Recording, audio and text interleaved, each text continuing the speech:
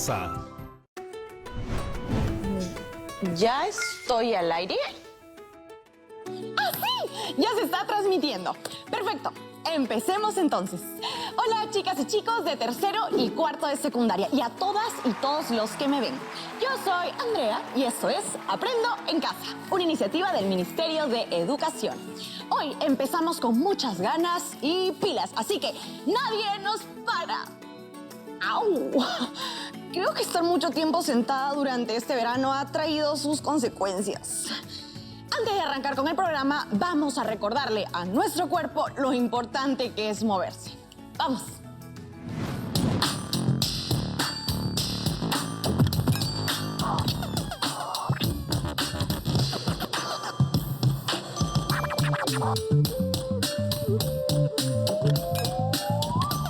Gracias, yo soy Cefas y hoy vamos a mover cosas desde lo que sentimos. Seguramente en estos tiempos has vivido un carrusel de emociones y has pasado de estar muy feliz a estar muy desanimado, a tener mucha energía a tener poca energía. Así que hoy vamos a usar nuestro cuerpo para expresar eso que sentimos y entender que está bien estar bien y que está bien no estar tan bien. Bien, vamos a hacer un calentamiento juntos. Me pongo de pie. Cuando yo diga 1, me voy a quedar de pie. Si yo digo 2, flexiono las rodillas, así. ¿Ok? Y si digo 3, vamos a cuclillas. Listo, tenemos esos 3 niveles. Ahora yo voy a decir el número y vamos a hacerlo juntos. 1, 2, 3. 3, 2, 1. Excelente. Ahora lo vamos a hacer más rápido. ¿Bien? Escucho el número y me pongo en la posición. 1, 2, 3. 1, 3, 2, 1, 2, 2, 2. Bien. Una vez más, un poco más rápido. Ahora solo lo voy a decir, lo vas a hacer tú en tu casa. 1, 2, 3, 2, 2, 3. Excelente. Date un aplauso ahí donde estás. Ahora vamos a representar una emoción que he vivido o sentido en estos últimos días en cada posición. Por ejemplo, cuando estaba en posición 1 o de pie, voy a recordar cuando estoy feliz, alegre, sonriendo. Cuando estoy en posición 2 y agachado, voy a recordar cuando estoy molesto, ¿sí? Así que de repente, ¿qué postura tiene mi cuerpo cuando estoy molesto? Y en posición 3, cuando estaba de cuclillas, voy a imaginar y recordar cuando estoy triste. Ahora lo vamos a hacer juntos. Bien, entonces estoy en posición 1 y voy a estar feliz. Voy a usar los brazos quizás para agregar y voy a sonreír. Me quedo ahí en posición 1 feliz. Bien, ahora voy a agacharme en posición 2 y voy a estar molesto. Moléstate donde estás, recuerda cuando te molestas. Excelente, ahora vamos a posición 3. Voy a estar en cuclillas y voy a estar triste, quizás miro el piso un poco desanimado, desanimada. Bien, vamos a regresar. Entonces hago feliz, molesto, desanimado. Una vez más, feliz, molesto, desanimado. Bien, vamos a cerrar este ejercicio con una última respiración. Inhalamos, grande, por la nariz, aguantamos, eso es. Exhalo por la boca, abriendo los brazos, flexiono las rodillas, recojo. Eso es. Te invito a que hagas este ejercicio cada vez que sientas una emoción y no sepas cómo expresarla. Nos vemos en una próxima. Etiquetas más famosas del mes. Hashtag elecciones. Hashtag a votar. Hashtag participación ciudadana. Hashtag mi voto cuenta. Veamos alguna encuesta en las redes sociales. ¿Fuiste a votar? El 95% sí. ¿Y el 5% no? Etiquetadas. Me gusta, me importa, me enfada.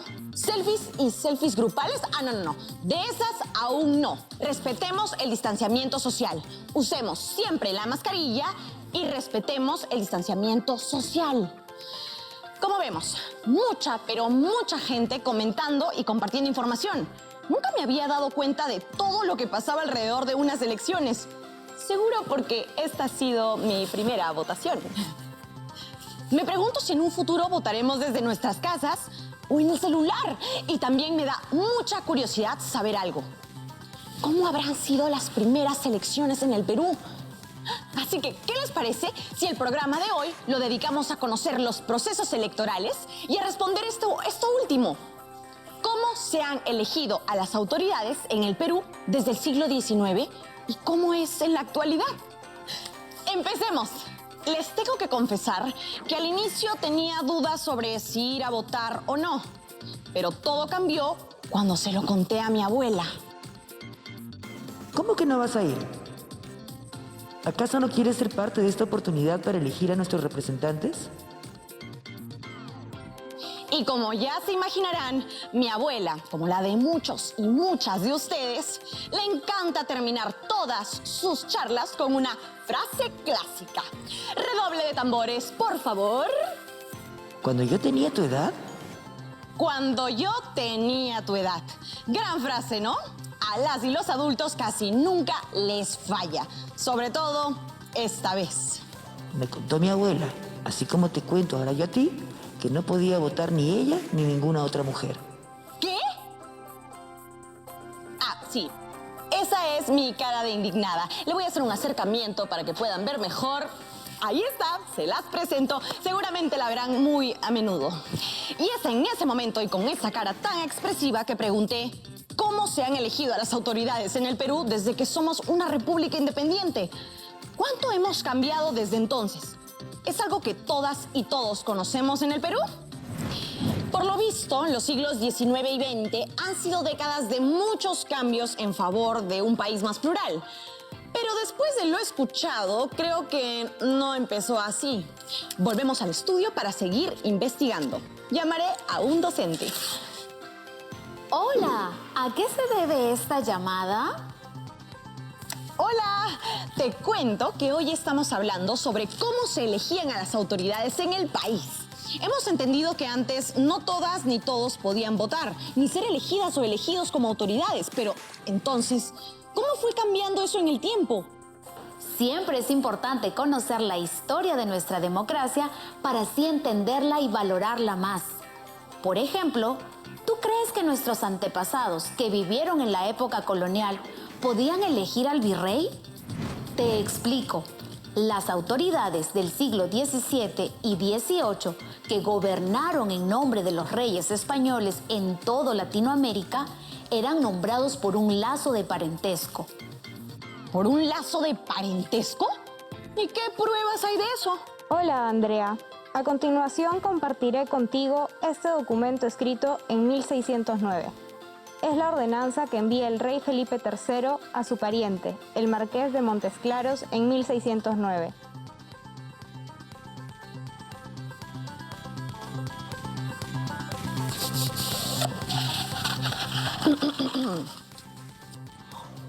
Al rey, al marqués de Montes Claros. Pariente mi virrey, gobernador y capitán general de las provincias del Perú, o a la persona o personas a cuyo cargo fuere el gobierno de ese reino, por una cédula mía de diferentes capítulos, fecha a 24 de noviembre del año pasado. Ya sé.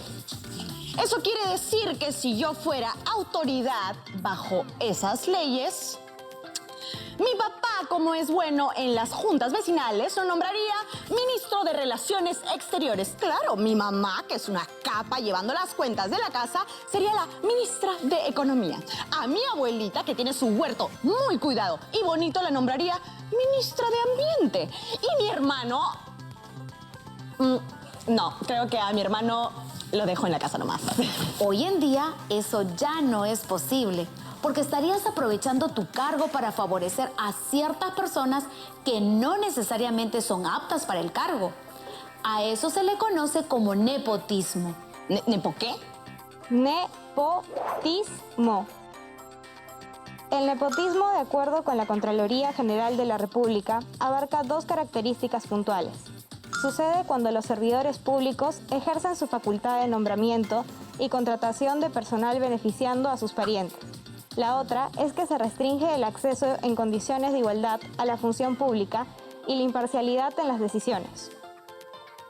Por eso, desde la promulgación de la Ley 267.1 en 1997, se establece que los funcionarios de dirección y o personal de confianza de las entidades y reparticiones públicas conformantes del sector público nacional, así como de las empresas del Estado, que gozan de facultad de nombramiento, y contratación de personal, o tengan injerencia directa o indirecta en el proceso de selección, se encuentran prohibidos de ejercer dicha facultad en su entidad respecto a sus parientes hasta el 4º grado de consanguinidad, 2º de afinidad y por razón de matrimonio. Gracias, Googleana.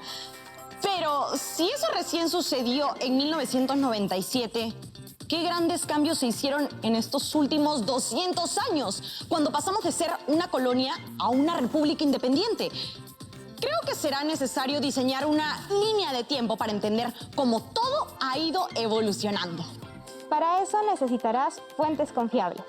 Perfecto. Entonces, vayamos buscándolas y preparándonos para la línea del tiempo que elaboraremos, que va desde los inicios de la República hasta hace unos días en que fui a votar. Ya volvemos.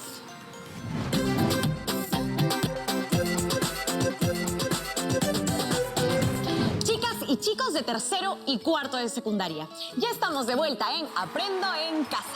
Hoy estamos conociendo mucho más acerca de la participación ciudadana en las elecciones de las autoridades durante los siglos XIX y XX. Para entenderlo mejor, como les comenté antes del corte, vamos a graficar esta evolución en una línea de tiempo que se inicia en... Francia. ¿Francia? ¿Qué tiene que ver Francia en todo esto? Para entender este proceso, debemos retroceder hasta la Revolución Francesa, en 1789. Es decir, en el siglo XVIII. Esta revolución llevó a plantear nuevas formas de gobierno con una mayor representación del pueblo. Continúa, Googleana, te escucho. Según el historiador peruano Cristóbal Aljobín, las cosas cambiaron a partir de 1808 por influencia de las ideas y los principios que orientaron la Revolución Francesa. Rápidamente se convierte en un sistema electoral que busca representar a la nación. Esta transformación tuvo lugar en los debates constitucionales de las Cortes de Cádiz en España y de su constitución en el año 1812. Entonces, podríamos decir que el primer hito en nuestra línea de tiempo es 1812. A partir de la Constitución Española de Cádiz, podemos encontrar que en sus 2 primeros artículos señalan la importancia de que el pueblo de las colonias españolas puedan decidir sobre su territorio y sus autoridades. Y como en esa época éramos una colonia española, eso quería decir que el pueblo podía decidir. Aquí te comparto algo para que escuches un audio. ¿Y esto? ¿Dónde lo puedo escuchar? Perdón, me equivoqué de generación. Ah. Dale play al archivo que te acabo de enviar. Artículo 1. La nación española es la reunión de todos los españoles de ambos hemisferios. Artículo 2. La nación española es libre e independiente y no es ni puede ser patrimonio de ninguna familia ni persona.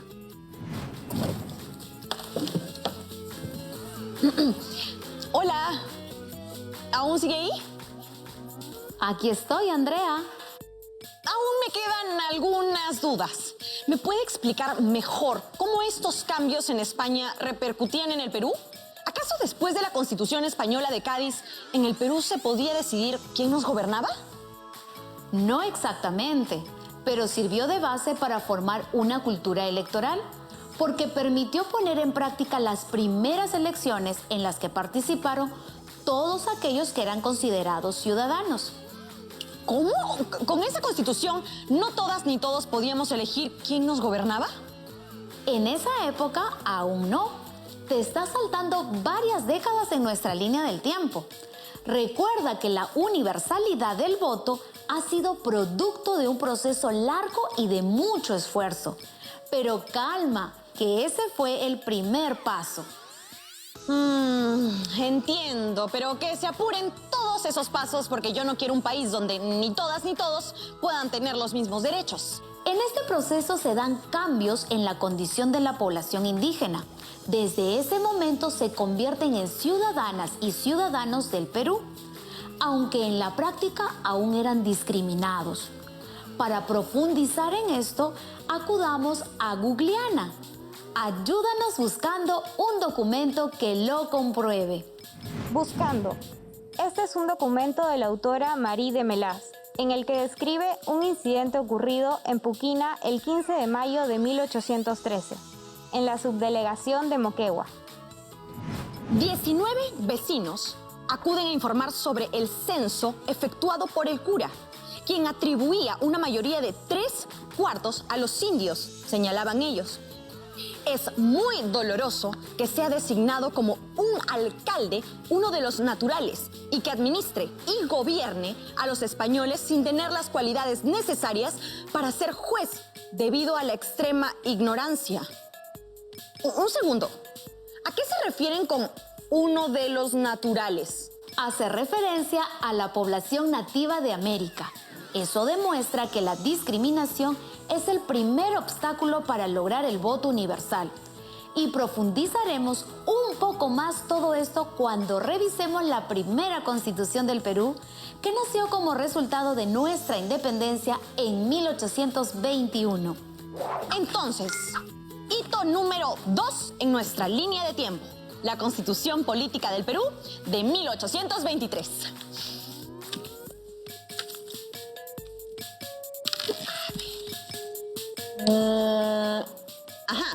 Acá he encontrado algo sobre la Constitución de 1823 y dice que gracias a ella se instauran por primera vez los colegios electorales como organismos encargados de organizar los procesos electorales.